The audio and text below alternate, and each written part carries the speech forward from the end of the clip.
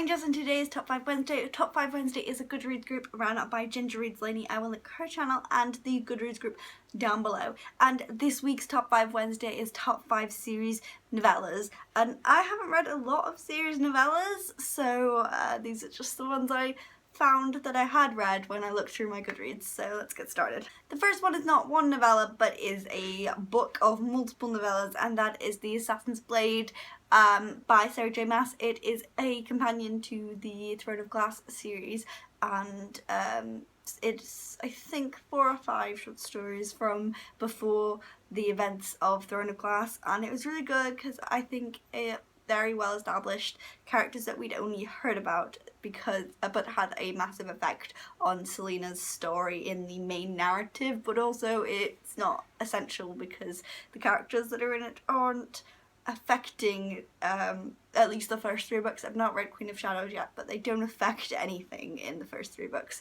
It's just a bit more context to have. The next one is another book of short stories, and that is For a Divergent collection by Veronica Roth.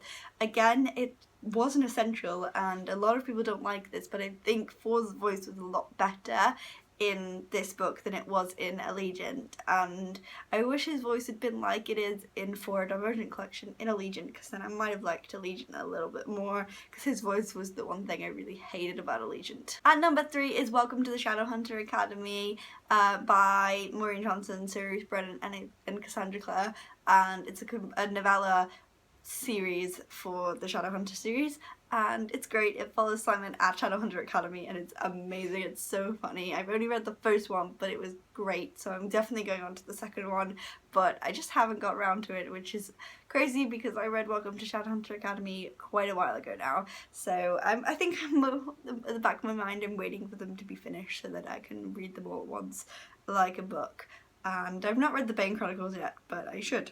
Next is a Colleen Hoover novella, and that is Maybe Not, and it is a novella of the book Maybe Someday, and it follows different characters, which I really enjoyed, and it was characters that I'd looked on their love story through the eyes of the other people having a love story and thought their relationship's complex, and a book about them would also be interesting, and we got it in this novella, and it was great and adorable, and I loved it, and it was just as good as Maybe Someday. And at number 1 are 2 novellas, and that is the Novellas in the Darkest Mind series, In Time and Sparks Rise. I've not read the 3rd one that is in the bind-up, but I want to once I can get my hands on the bind-up.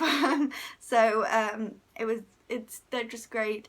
In Time showed us a point of view from Zoo that we hadn't gotten because she wasn't there, and it's not essential, but if you read it you get some context for things that happen and the way Zoo acts in later books, and